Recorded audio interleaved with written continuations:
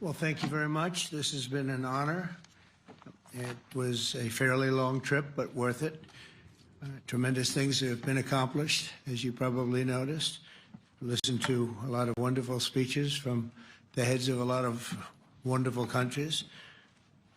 But I want to thank you for joining us at the conclusion of a highly productive NATO summit in the Netherlands. I want to thank them for the royal treatment they've given us. Couldn't have been nicer. And it's a beautiful country, really a beautiful country. Coming in, I saw the most beautiful trees. In fact, I want to bring some back with me. I want to also thank, I had breakfast this morning with the King and Queen, and they're incredible people. I said, you're central casting. Beautiful people, great people, big, beautiful heart.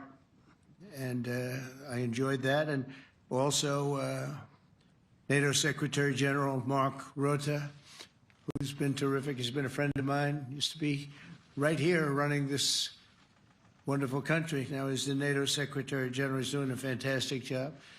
And the Prime Minister, we appreciate everything you've done. And as you know, last weekend, the United States successfully carried out a massive precision strike on Iran's nuclear enrichment facilities, and it was very, very successful. It was called obliteration. No other military on earth could have done it, and now this incredible exercise of American strength has paved the way for peace with a historic ceasefire agreement late Monday, and we call it the 12-day war. Spoke to a few people. I guess that just sounded like the right name. It was a 12-day war. And we think it's over. I don't think they're going to be going back at each other. I don't think so. Not only have we dealt decisively with the critical threat of Iran's nuclear program, which was what I wanted. I said, Iran cannot have a nuclear weapon. I've said that for 15 years, long before I decided to do the political thing. But we've also reasserted the credibility of American deterrence, which is like no other. The people at NATO said there's never been anything. You know, I rebuilt the entire military during my first term. And we have a great military. We have great generals. I got to know the good ones and the bad ones. We kept the good ones. Over the past 2 days, I was honored to participate in the NATO leaders meeting and also had extremely good individual discussions with the King and the Queen, Secretary General Rutte, and the Prime Minister. Great discussions. Very knowledgeable people. Major focus of our conversations at the summit was the need for other NATO members to take up the burden of the defense of Europe, and that included the financial burden. As you know, it was 2%, and we got it up to 5%. And they said, a couple of them came up to me. One in particular said, sir, we've been trying to get it up to 3% for 20 years, and we haven't been able, and you got it up to 5%. So they're going to be, most of them, I guess almost all of them, are going to be contributing now 5%, a number that people are surprised at, but you need it today. The United States accounts for 2/3 of all NATO defense spending, and since I began pushing for additional commitments in 2017, believe it or not, our allies have increased spending by $700 billion. I said to people, you don't have any money, and a lot of them weren't paying. And so I started the process, and I picked it up as soon as I got back, which is 6 months ago. And following my election last November, almost all have accelerated plans to reach the 2%, 3%, 4%, and then ultimately, very quickly, 5%. And all of this is going to be done very quickly, almost immediately. You probably know this as well as I do. I'm sure they've been talking about it. It's really been a big focus. In a very historic milestone this week, the NATO allies committed to dramatically increase their defense spending to that 5% of GDP, something that no one really thought possible. And they said, you did it, sir, you did it. Well, I don't know if I did it, but I think I did. This will be known as the Hague Defense Commitment, which is pretty good, pretty appropriate. When the allies reach this number, it will add more than $1 trillion a year. Think of that, $1 trillion per year to our common defense, and this is a monument really to victory, but it's a monumental win for the United States, because we were carrying much more than our fair share. It was quite unfair, actually. But this is a big win for Europe and for actually Western civilization. For years, past administrations failed to get most allies to contribute even the 2%. I remember when I came here, we had 4 countries that were up to 2%, and I remember Poland was there. A couple of them were there, and but most of them were. We had 28 at the time. As you know, it's increased a little bit, and they've agreed now to more than double their budgets in all cases. And Europe stepping up to take more responsibility for its security will help prevent future disasters like the horrible situation with Russia and Ukraine, and hopefully we're going to get that solved. Last week they lost 7,000 soldiers, mostly soldiers, but they're also getting hit in Kiev. They're getting hit in some of the towns also. And that means life. Life is disappearing also in the cities and towns. Should have never happened, would have never happened if I was president. I said it 1,000 times, and it never did happen. It's never even thought about. But it's vital that this additional money be spent on very serious military hardware, not bureaucracy, and hopefully that hardware is going to be made in America, because we have the best hardware in the world. You saw that, where 14 missiles were shot at us the other day. And they were very nice. They gave us warning. They said, we're going to shoot them. Is 1 o'clock okay? They said, it's fine. And everybody was emptied off the base, so they couldn't get hurt except for the gunners. They call them the gunners.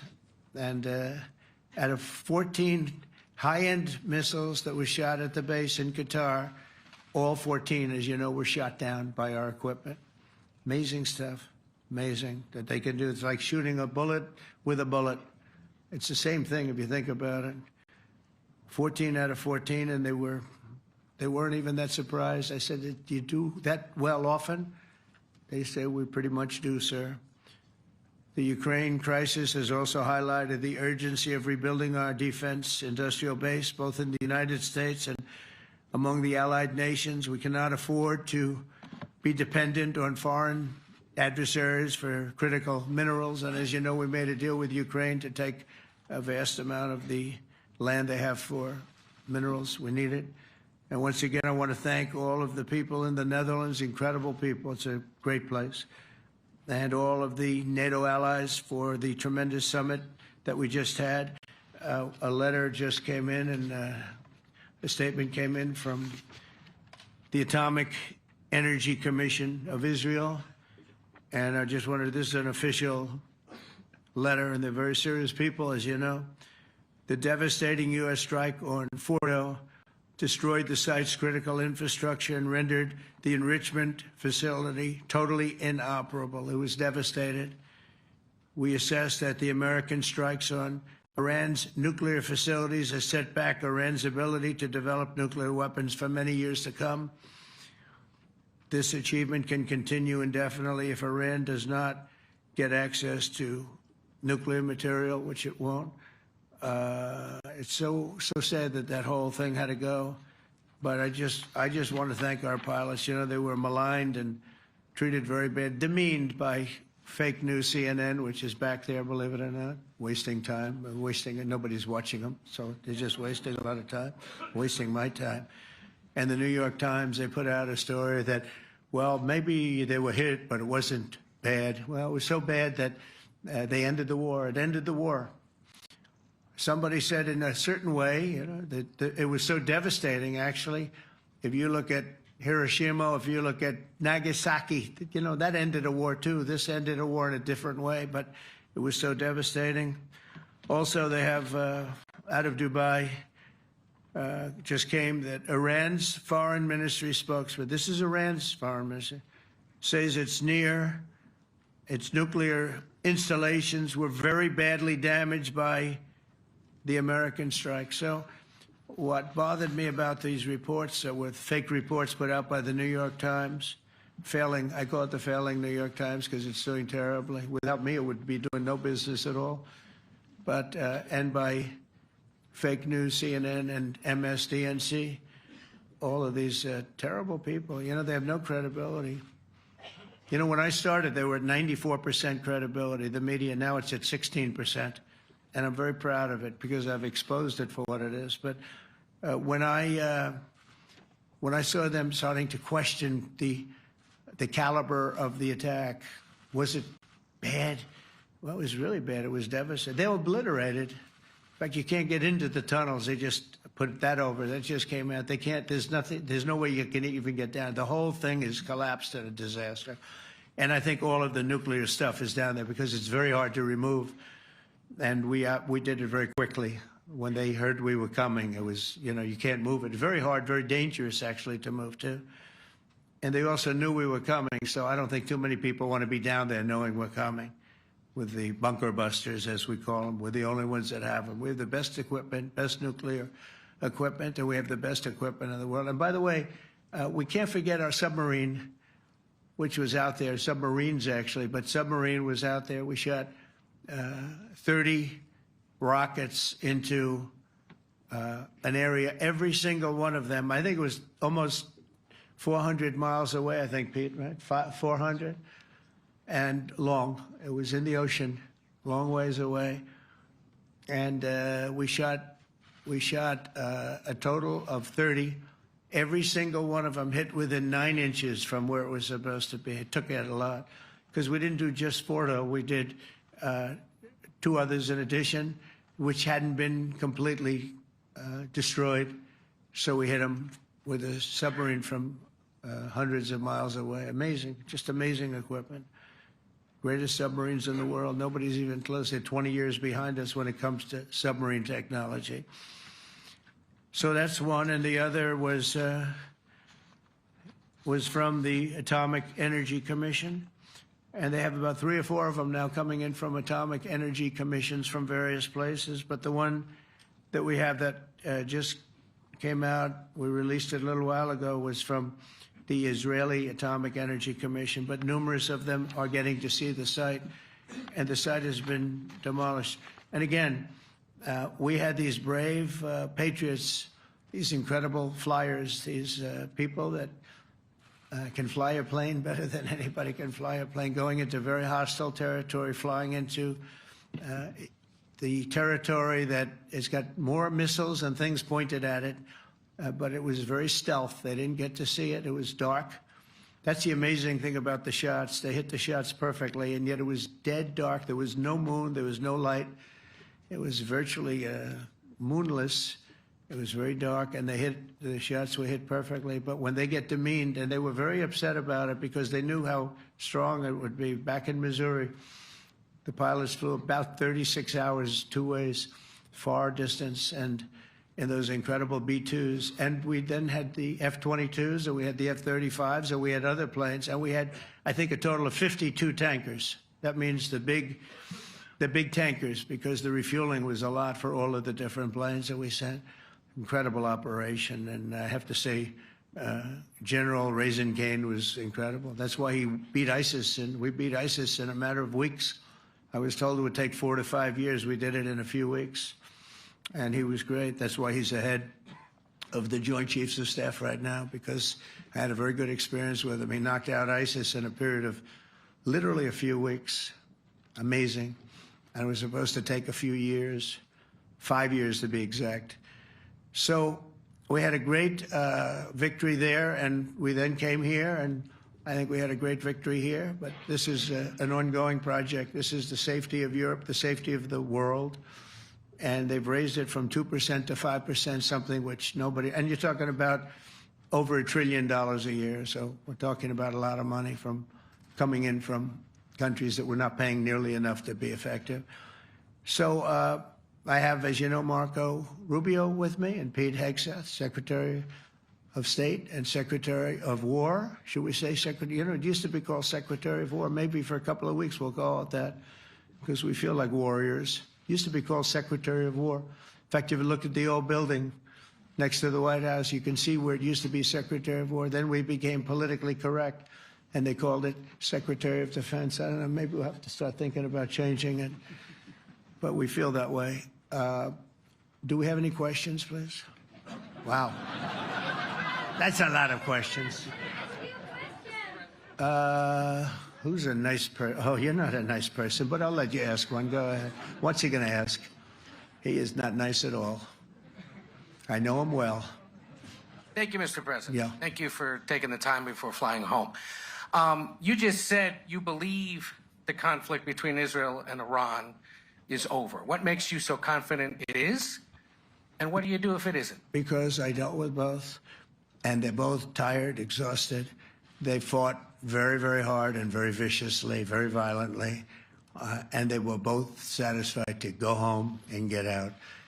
And can it start again? I guess someday it can. It could maybe start soon. I think a big telltale sign was when, as you know, Iran somewhat, by not much, violated the ceasefire, and Israel had the planes going out that morning, and there were a lot of them, 52 of them. And I said, you got to get them back. And they brought them back. They didn't do anything. They brought them back. It was very good. I thought it was amazing, actually. They have fought a hell of a war. They fought very hard. I think the war ended, actually, when we hit the various nuclear sites with the planes. And I just hope you people can give these pilots, these are the best pilots in the world. They're the best shots in the world. They call them shots. That's what they are. And wait a minute. And I just hope you can give them the respect they deserve, because they came home to fake news. And like, oh, gee, there was hardly any damage. The things are decimated. So, but I think, no, I think they're very much finished. I think Israel's going to get back to doing what they do. And I think that Iran's going to get back. You know, Iran has a huge advantage. They have great oil, and they can do things. I don't see them getting back involved in the nuclear business anymore. I think they've had it. They've been at it for 20 years, and I don't see that happening either. Now, if it does, we're always there. It won't be me. It'll be somebody else, but we're there. We'll have to do something about it. Yes, please, go ahead. Go ahead. Oh, fake news, CNN? Oh, yeah, here we go. Wait till you hear this question. You should really say how great our soldiers and our warriors are. I think everyone appreciates our soldiers and our warriors. I do have two questions for you, Mr. President. You just cited Israeli intelligence on these attacks. Earlier, you said U.S. intelligence was inconclusive. Are you relying on Israeli intelligence for your assessment of the impact of the strikes? No, this is also, Iran made the statement, and it's also, if you read the document that was given, that Pete can talk about if you'd like, the document said it could be very severe damage. But they didn't take that. They said it could be limited or it could be very severe. They really didn't know, other than to say it could be limited or it could be very, very severe. And you didn't choose to put that because it was very early after. Since then, we've collected additional intelligence. We've also spoken to people who have seen the site, and the site is obliterated. And we think everything nuclear is down there. They didn't take it out. Okay, question? Please, go ahead. Go ahead. Yeah, blue dress. Thank you so much, Mr. President. Yesterday, you said China can now continue to purchase oil from Iran. Yeah. Are you giving up on your maximum pressure campaign? Because there are sanctions right now. With who? On Iran. No, look, they just had a war. The war was fought. They fought it bravely. I'm not giving up. They're in the oil business. I mean, I could stop it if I wanted. I could sell China the oil myself. I don't want to do that. They're going to need money to put that country back into shape. We want to see that happen. Would it? No, if they're going to sell oil, they're going to sell oil. We're not taking over the oil. We could have, you know. I used to say with Iraq, keep the oil. I could say it here, too. We could have kept the oil. No, China is going to want to buy oil. They can buy it from us. They can buy it from other people. But you're going to have to put that country back into shape. It desperately needs money. Yeah. Yeah, please. Here we go. I'm picking the beauties today. Go ahead. Mr. President, Secretary General Rutte has described President Putin as an adversary, a threat, an enemy. Do you view him the same way? And in addition to that, you mentioned General Kane, your chief of staff, the chairman of the Joint Chiefs of Staff. General Kane. Yes. He has said that Mr. Putin has territorial ambitions beyond Ukraine. Do you view that in the same way? Possible. I mean, it's possible. I know one thing. He'd like to settle. He'd like to get out of this thing. It's a mess for him. He called the other day. He said, "Can I help you with Iran?" I said, "No, you can help me with Russia." Because, you know, in the last few weeks, we took care of India and Pakistan, Kosovo, Serbia. I think on Friday we have coming in, the Congo is coming in, and Rwanda is coming in. That was a vicious war that went on, a machete war, heads chopped off all over Africa.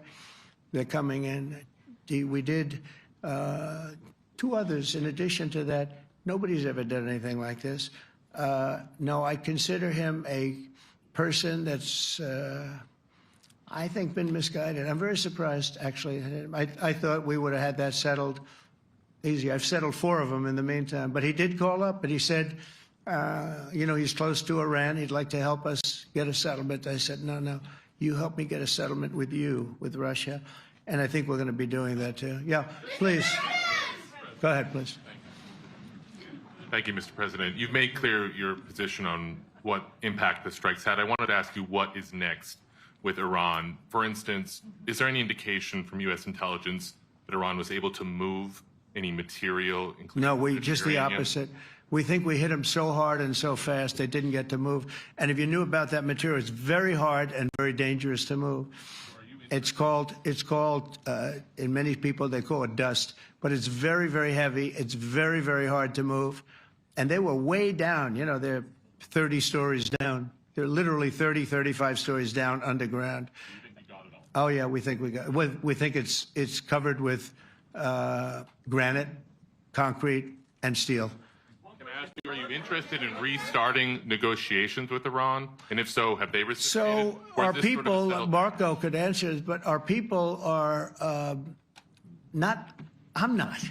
The way I look at it, they fought, the war's done, and, you know, I could get a statement that they're not going to go nuclear. We're probably going to ask for that, but they're not going to be doing it. But they're not going to be doing it anyway. They've had it. They've had it. Now, maybe someday in the future we'll want that. But I've asked Marco, do you want to draw, I just asked him the question as we were walking on the stage, do you want to draw up a little agreement for them to sign? Because I think we can get them to sign it. I don't think it's necessary. Marco, do you want to talk about that, please? Well, Mr. President, I think President Trump has shown a willingness to meet and talk to anybody in the world who's interested in peace. I don't know of any president that's been as willing as he has to meet with anyone and talk about peace. We'd love to have peaceful relations with any country in the world. And so obviously that'll depend on Iran's willingness not just to engage in peace, but to negotiate directly with the United States, not through some third country or fourth country process. But I know of no president, probably in our modern history, that's sought peace more than President Trump has.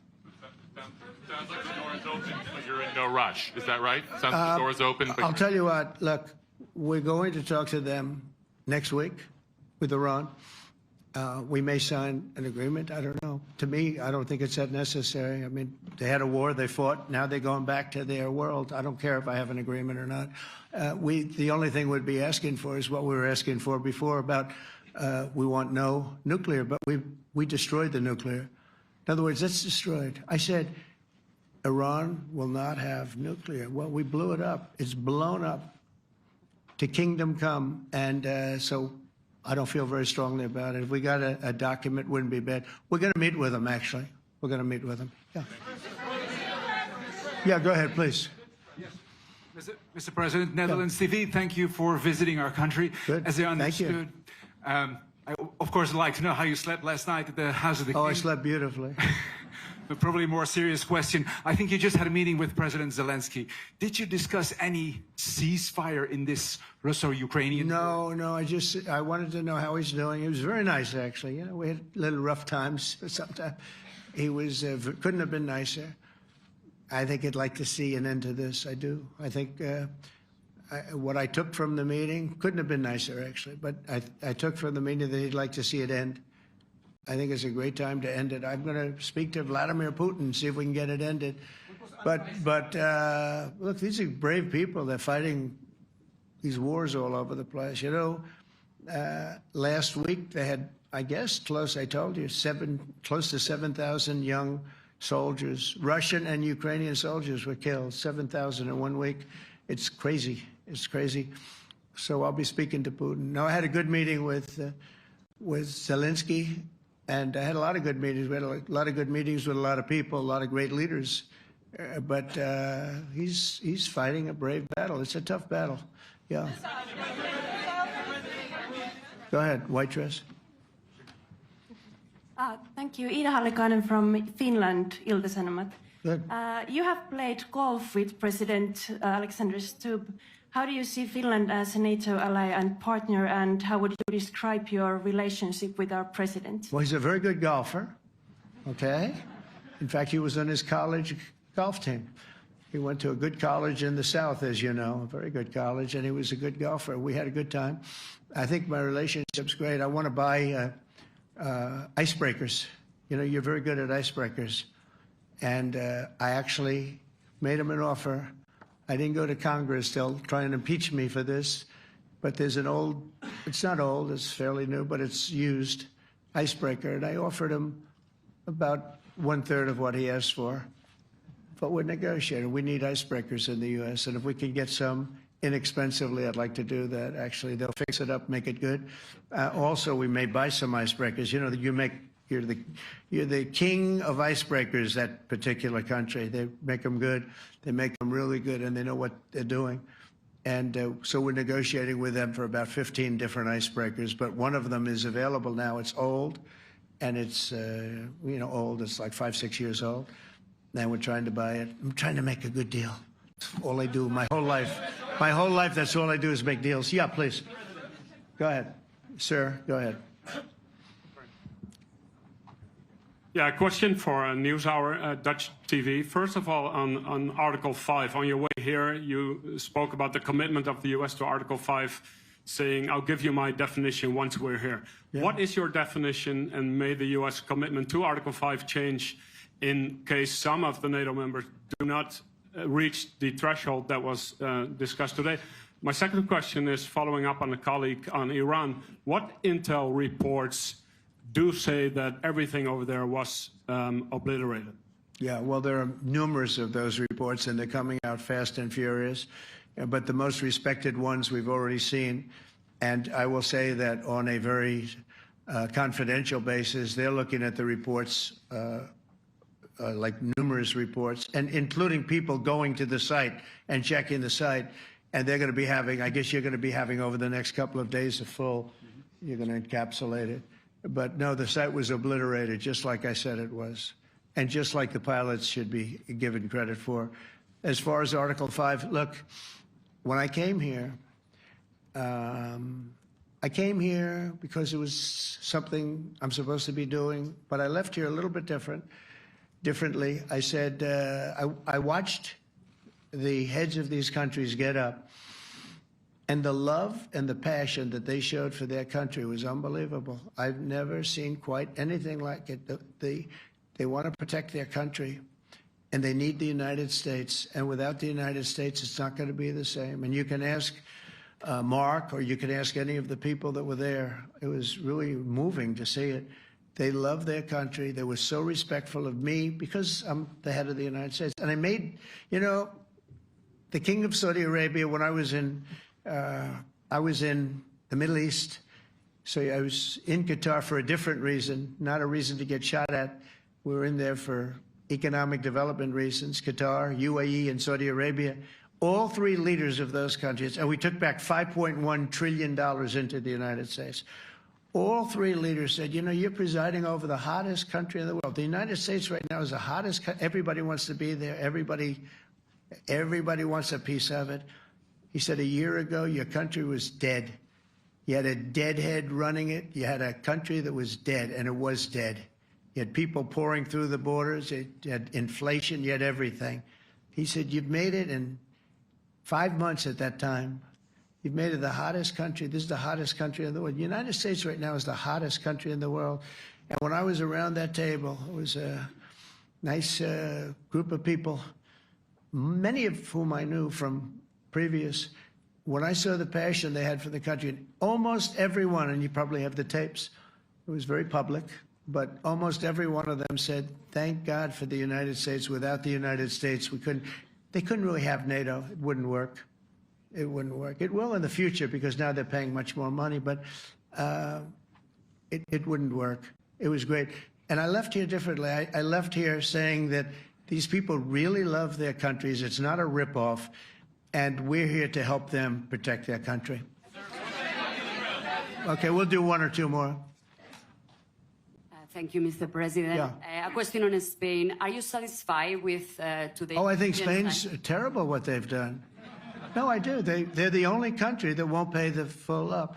They want to stay at 2%. I think it's terrible. And, you know, they're doing very well. The economy is very well. And that economy could be blown right out of the water with something bad happening. You know, Spain is the only country that... Are you from Spain? Yeah. Good, congratulations. You're the only country that is not paying. I don't know what the problem is. I think it's too bad.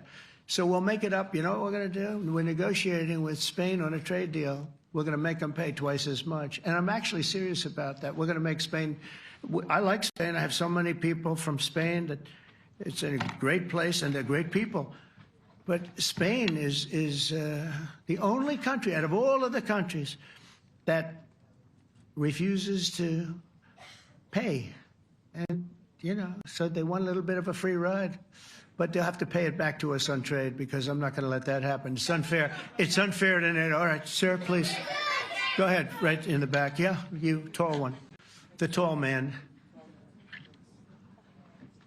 Mr. President, Johannes Petra from Austrian National Television. How are you? You once said that you would end the Ukraine war in 24 hours. You later said you said that sarcastically. Well, of course it was sarcastic. But you've now been in office for 5 months and 5 days.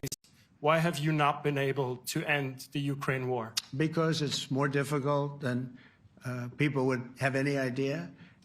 Vladimir Putin has been more difficult. Frankly, I had some problems with Zelensky. You may have read about him. And it's been more difficult than other wars. I mean, look, we just ended a war in 12 days that was simmering for 30 years, frankly. We ended Rwanda and the Congo. It's coming to sign the documents. We've already signed basic documents, but they're coming, I think, to the White House on Friday. We ended Serbia was going to go at it. But maybe the most important of all, India and Pakistan.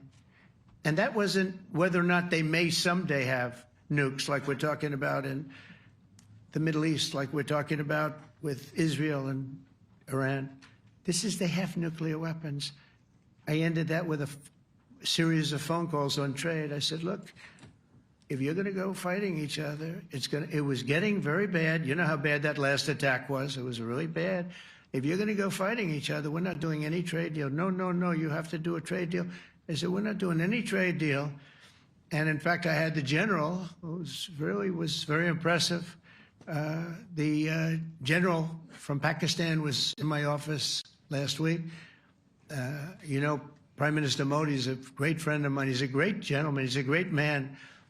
And I got them to reason. I said, we're not doing a trade deal if you're going to fight. And if you're going to fight each other, we're not doing a trade deal. And you know what? They said, no, I want to do the trade deal. We stopped the nuclear war. Go ahead. Go ahead, Jeff. Here's another beauty, Jeff. He's a beauty, all right. Go ahead. Mr. President, to follow up on Ukraine, will the United States contribute any more money to Ukraine's defense this year to the $5 billion that allies are giving? And one question, you had another meeting with the Dutch opposition leader, Mr. Wilders. Can you tell us about that meeting? And are you upset about his anti-Muslim stance? I'm not upset about it. It's just his view. He's unhappy with the way things are going in this country and various countries. He was an opposition leader. And I was asked to meet with the opposition leader by the people that are running. I think they have some deal where if you have a meeting, you're supposed to meet with an opposition leader. I said, that's strange. We don't do that. But I met with I didn't know him. He seemed like a very nice guy, but he's in opposition to the current people, and that was set up by the current people. So I assume when I met with the Prime Minister, you're supposed to meet with the opposition. We'll have to try that sometime in our country. Let's not do it. But I thought he was very good. As far as money going, we'll see what happens. There's a lot of spirit. Look, Vladimir Putin really has to end that war. People are dying at levels that people haven't seen before for a long time. Go ahead. Go ahead. White shirt. Oh, she's all excited. So, BBC News Ukrainian. I would Where are like you to ask from? you- I'm from Ukraine. Oh, So my wow. question to you is whether or not the US is ready to sell anti-air missile systems Patriot to Ukraine. We know that Russia has been pounding Ukraine really heavily right now. Are you and, living yourself now in Ukraine? my husband is there. Wow. and- I can see you very, it's amazing. And me with the kids, I'm in Warsaw actually, because he wanted me to be. Is your husband a soldier? No? He's, He's there now? yeah, Wow. That's rough stuff, right? That's tough. And you're living here? in Warsaw. And you're a reporter? I am. Good. So let me just tell you, they do want to have the missiles, okay, as they call them, the Patriots. And we're going to see if we can make some available, They're very hard to get. We need them too. We were supplying them to Israel, and they're very effective, 100% effective. Hard to believe how effective. And they do want that more than any other thing, as you probably know. That's a very good question, and I wish you a lot of luck. I mean, I can see it's very upsetting to you. So say hello to your husband, okay? Thank you. Go ahead. Thank you. Thank you, Mr. President. You were criticizing Where are you from? Bloomberg News. Oh, Bloomberg. That's You were wonderful.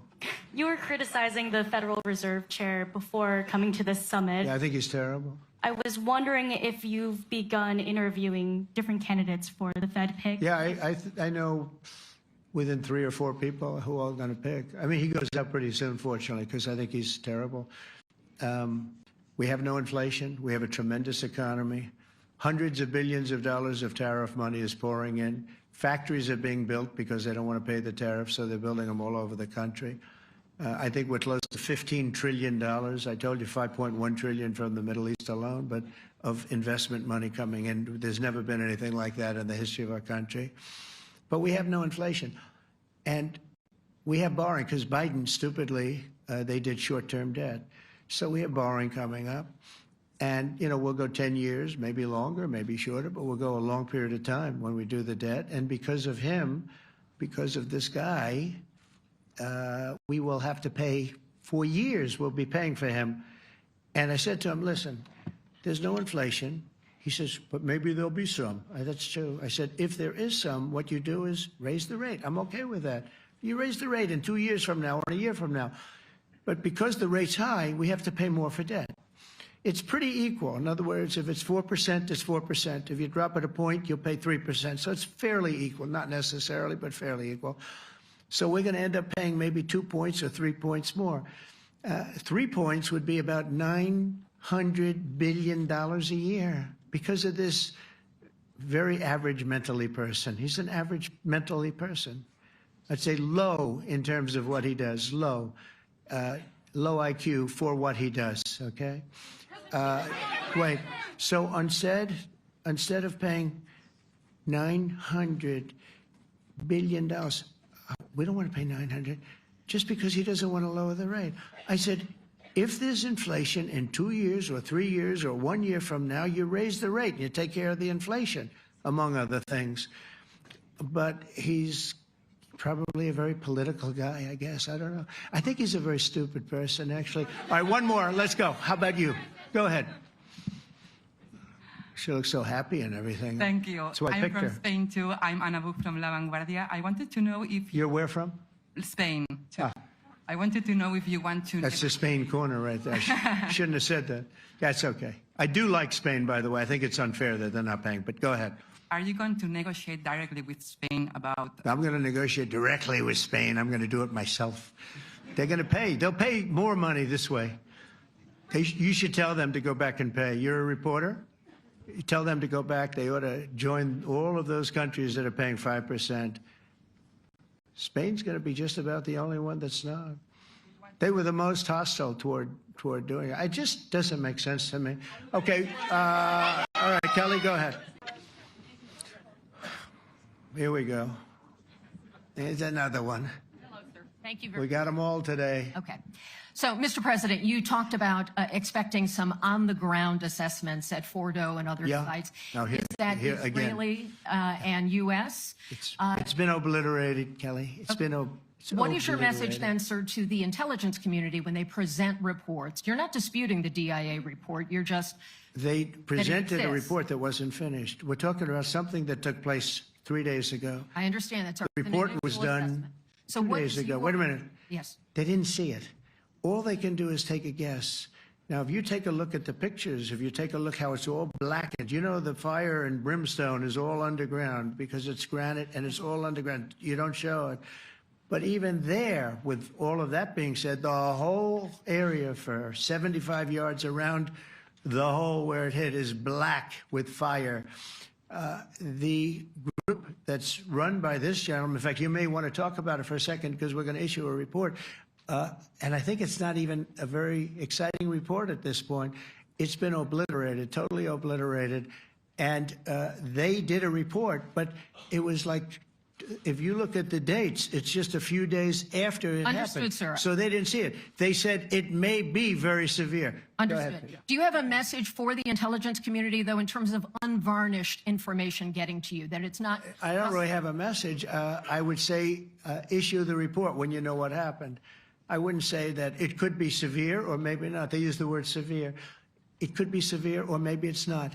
And So people like you picked up and said, oh, it's not severe. We're just No, looking for the report was not a complete report. Yeah, the message was probably wait till you know the answer before you... And Go sir, ahead. did you not have a public component to your Zelensky meeting for a tactical reason with President Putin? Let him answer this. Hello, Mr. Secretary. Yeah. There's a reason the president calls out fake news for what it is. These pilots, these refuelers, these fighters, these air defenders, the skill and the courage it took to go into enemy territory flying 36 hours on behalf of the American people and the world to take out a nuclear program is beyond what anyone in this audience can fathom. And then the instinct of CNN, the instinct of the New York Times is to try to find a way to spin it for their own political reasons to try to hurt President Trump or our country. They don't care what the troops think. They don't care what the world thinks. They want to spin it to try to make him look bad based on a leak. Of course, we've all seen plenty of leakers. And what do leakers do? They have agendas. And what do? Do they share the whole information or just the part that they want to introduce? And when they introduce that preliminary report that's deemed to be a low assessment, you know what a low assessment means? Low confidence in the data in that report. And why is there low confidence? Because all of the evidence of what was just bombed by 12 30,000-pound bombs is buried under a mountain, devastated and obliterated. So if you want to make an assessment of what happened at Fordo, you better get a big shovel and go really deep, because Iran's nuclear program is obliterated. And somebody somewhere is trying to leak something to say, oh, with low confidence, we think maybe it's moderate. Those that dropped the bombs precisely in the right place know exactly what happened when that exploded. And you know who else knows? Iran. That's why they came to the table right away, because their nuclear capabilities have been set back beyond what they thought were possible because of the courage of a commander-in-chief who led our troops, despite what the fake news wants to say. But you're not disputing the report said what it said, even though it was initial. The report said what it said, and it was fine. It was severe, they think, but they had no idea. They shouldn't have issued a report until they did. But we've gotten the information. I think Pete said it better than you can say it. And, you know, you should be proud, you, especially you, should be proud of those pilots, and you shouldn't be trying to demean them. No, there's those pilots flew at great risk, a big chance that they'd never come back home and see their husbands or their wives. Let me just tell you, you and NBC, fake news, which is one of the worst, and CNN, New York Times, are all bad. They're sick. There's something wrong with them. But you know what? You should be praising those people instead of trying to find some. By getting me, by trying to go and get me, you're hurting those people. They were devastated. You know, I got a call from Missouri, great state, that I won 3 times by a lot. And I got a call that the pilots and the people on the plane were devastated because they were trying to minimize the attack. And they all said it was hit. But we don't think it was really maybe hit that badly. And they were devastated. They put their lives on the line, and then they have, and I'm not referring to you, but real scum come out and write reports that are as negative as they could possibly be. It should be the opposite. You should make them heroes and heroines. You should make them really people that they were so devastated when they heard this news. And you know what they said? One of them, I spoke to one of them, said, "Sir, we hit the site. It was perfect. It was dead on." Because they don't understand fake news, because they have a normal life, except they have to fly very big, very fast planes. But it's a shame. You should be making them heroes. All right, in the back. Go ahead, back, white, yeah. White jacket, yeah. Go ahead, give my mic. Hello. Deborah Haynes from Sky News. Good. Mark Rutte, the NATO chief, who is your friend, he called you daddy earlier. Do you regard your NATO allies as kind of children? No, he likes me. I think he likes me. If he doesn't, I'll let you know. I'll come back and I'll hit him hard, okay? No? He did it very affectionate. Daddy, you're my daddy. Do you regard your NATO allies, though, as kind of like children, and they're obviously listening to you and they're spending more, and you're obviously appreciative of that, but do you hope that actually they're going to be able to defend themselves, defend Europe on their own? I think they need help a little bit at the beginning, and I think they'll be able to, and I think they're going to remember this day. And this was a big day for NATO. You know, this was a very big day. They took it. One of the gentlemen said, "You know what? We've been trying to raise money raise the rate for 30 years," he said, 20 years, from almost the beginning. And he's been there for a long time. He said, "Until you came along, it never happened. What you did is amazing." It's been sort of an amazing day for a lot of reasons, but also for that. Yeah, go ahead. Do you think they can do it without you, though, in the future? Can they do it without Well, ask the Mark. United States? I mean, you have to ask Mark, okay? So we're heading back. We're heading back. I want to thank these two gentlemen behind me. They're incredible people, both of them. They've done a fantastic job. And Susie's in the front, and she's done great. And Monica, thank you very much. That was quite an exciting time. And we're going to be heading back. We'll be back soon, and we'll see you in Washington, D.C. Remember this, we have the hottest country anywhere in the world. Thank you very much, everybody. Thank you.